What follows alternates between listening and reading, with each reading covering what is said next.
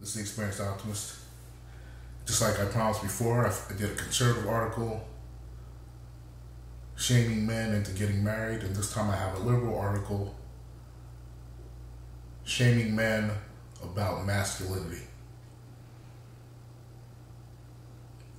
And the title of this article, and get this guys, gender fluidity has a toxic masculinity problem. Unbelievable.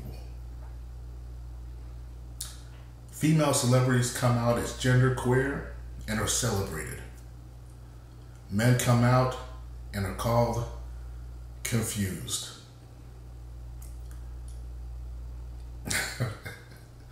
See, this article is actually written by a man, and this article is just going to be bashing men and masculinity the whole way through. Okay, let's get started.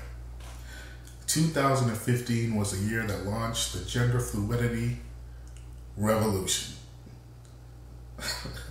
Stars like Miley Cyrus and Orange is the New Black heartthrob, Ruby Rose, publicly announced that they have a complicated relationship with gender. While Rose described herself as a sort of gender neutral, Cyrus came out as genderqueer last May in an interview with Out. I didn't want to be a boy, the 23-year-old said of her childhood. I kind of wanted to be nothing. I don't relate to what people would say defines a boy or a girl. And I think that that's what I understand, that I had to understand. Being a girl isn't what I hate. It's the box that I get put into. So, let me just continue. While Cyrus and Rose's identities have been celebrated, finding that same acceptance remains a struggle for men, or more appropriately, male-bodied individuals. Oh, excuse me. It's just a funny article, man. Who eschew gender norms. I recently ran into a journalist colleague who works for a competitor site. He often describes himself on the Jaden Smith beat, and last week kept himself busy. Louis Vuitton announced that Smith, the 17-year-old multi-hyphenate who believes time is an illusion, would be the new face of its women's wear campaign. And who doesn't know who Jaden Smith is, that's the son of actor Will Smith. Oh man, this next paragraph is something. Many credited Smith, who wore leggings and a skirt to his prom, for being a fashion trailblazer. But the reaction on social media wasn't so universally positive.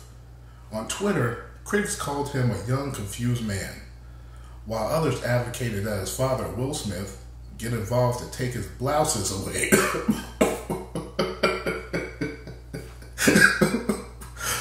Oh man. To take his blouses away. One blogger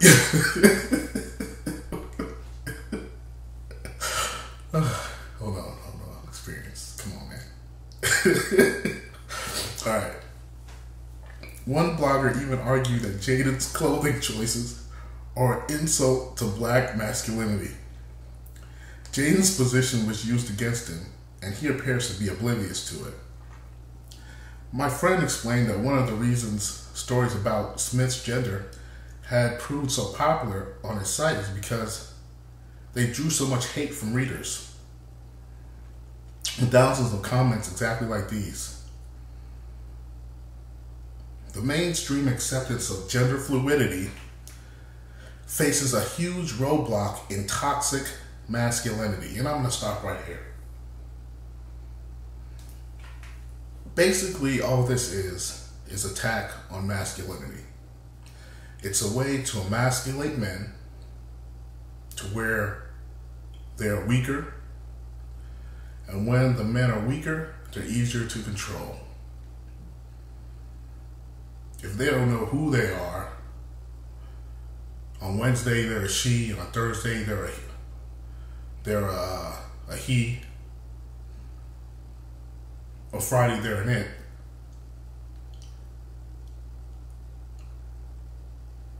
They don't know where they stand. They're all over the place. Let me get back to the article. If a certain famous hashtag suggests that our definitions of manhood are fragile, they're also treated as rigid, while femininity is allowed to be negotiable and mutable. After all, the backlash to Smith's fluidity is a version of what queer and bisexual men have been dealing with for decades, with even the New York Times lending credence to "you're either gay, straight, or lying" myth in a 2005 piece questioning male bisexuality. Unbelievable. Unbelievable. Female fluidity certainly has its attendant stigma, but it's light years ahead of where men are on the issue. And this is the problem I always have with men and bisexuality and women. Men, because they thought with their dicks for the longest time, well, still do, they allow women to be, oh yeah, it's cool if my girl is bisexual. It's cool if she goes out and sleeps with other women, does this, does that. And now all that is biting men in the ass right now. These same bisexual women are going out doing all sorts of stuff. They can't commit to anything. They lie all the time. And now we have a society basically in shambles. But the article goes on, and this is unbelievable here. If men are trapped in the binary, websites, universities, and advocates across the country are working to open the door, which is basically saying they're trying to confuse men even more and be indoctrinated, like it says here, university and advocacy groups. Working to open the door and give them room to roam. In 2014, gender fluidity found an unlikely ally in Facebook after the social media platform announced that it would be expanding its gender identification options to include over 50 choices. Get this, guys. Including intersex, neutrois, neither, pangender, and two-spirit. Should none of these speak to you, there's also a custom option that allows users to self-identify. And here's where it even gets worse. Across the country, college campuses are joining that fight by recognizing gender-neutral pronouns and identifiers. The Center for Diversity and Inclusion at American University provides students with a helpful pronoun overview in the form of a pamphlet to help determine your zest from your peers. When in doubt about what to call someone, the pamphlet advocates just ask respectfully. Other colleges have embraced gender-neutral pronouns. Other colleges that have embraced gender-neutral pronouns include Wesleyan, Vanderbilt, and Harvard. So some of the top colleges have started embracing these pronouns, in my view, as a way of indoctrination. Just like how it always works, the top down. in order to meet the needs of their student population. I would think that Harvard especially would find a better way to allow all the people in the United States to have a good education, other than giving them pronouns so that they can describe who they are sexually. But that's neither here nor there. While it seems like this would affect a small number of undergraduates, reports from the University of Vermont include the opposite. Since the school began officially recognizing neutral as an option in demographic data back in 2009, the New York Times reported that 1,891 students have specified a preference other than male or female. A robust 228 only want to be referred by their name with no pronoun at all. And I'm going to skip down this article a little bit. Unbelievable, man. And here we get to the meat of the article here, where they just go all out and attack masculinity.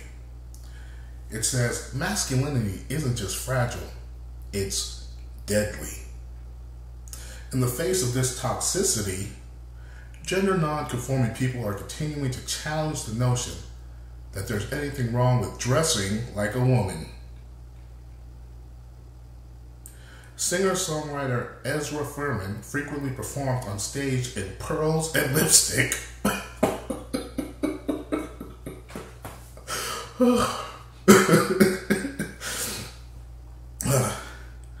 Magic Johnson's son, EJ, regularly rocks the red carpet in diamonds, tennis bracelets, and women's blazers.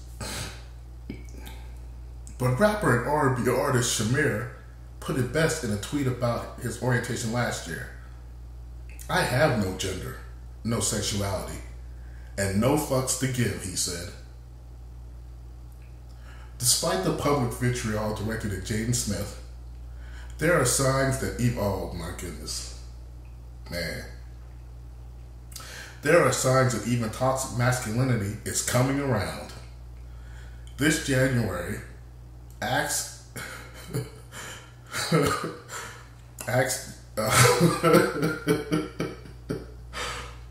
okay.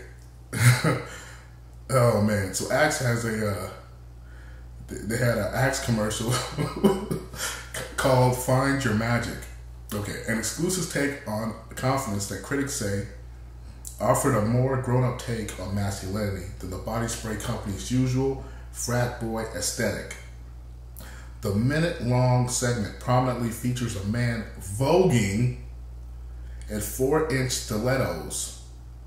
Who needs fire when you rock those heels? The narrator asks.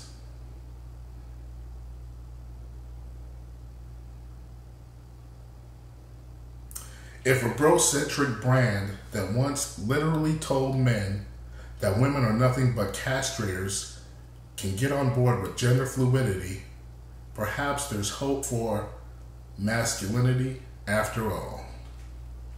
Unbelievable.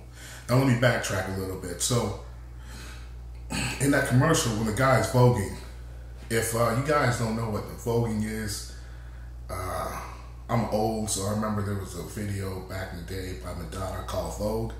That's this dance where these guys like throw their hands all around and they spin around. And then generally it was a dance created by gay guys. And so that's what that's all about. So Axe went from spraying body spray to get close to hot chicks to now some dude dancing around, throwing his hands up in the air, talking about rocking some stilettos.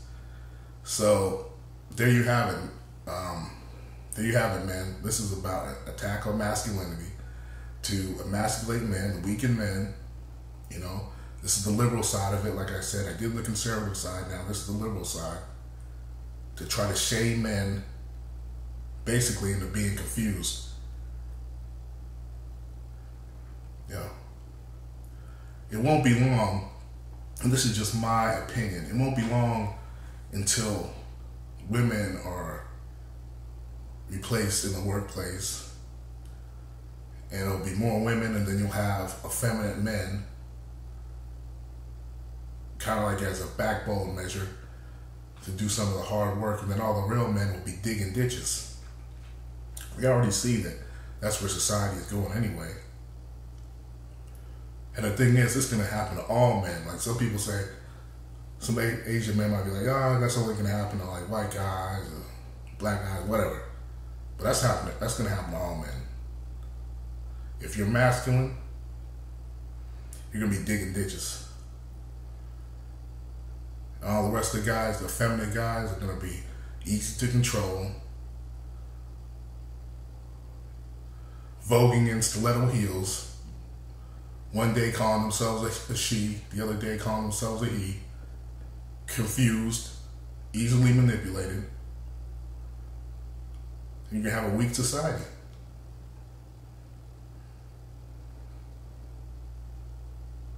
But that's it. If you like this video, give a thumbs up, like, subscribe, support other MGTOW channels. If you have a topic you would like me to describe about MGTOW, give me an email.